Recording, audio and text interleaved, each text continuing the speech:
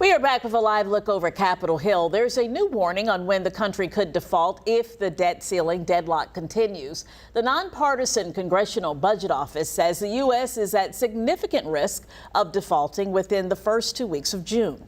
That alert comes as calls for a deal grow. ABC's Justin Finch has more from Washington.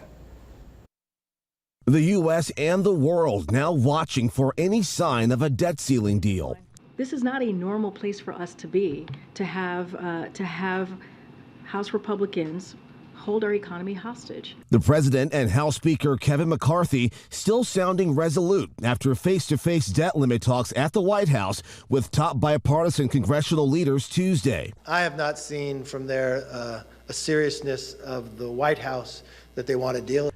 McCarthy and Republicans are pressing the president to cut trillions in federal spending before agreeing to a debt limit hike. The president has called for an increase without any preconditions. The lawmaker staffs are continuing talks before the leaders' follow-up meeting sometime early next week. But time is running out. The nonpartisan Congressional Budget Office warns the U.S. is at risk of defaulting within the first 2 weeks of June. And Treasury Secretary Janet Yellen estimates the nation could enter default as early as June 1st.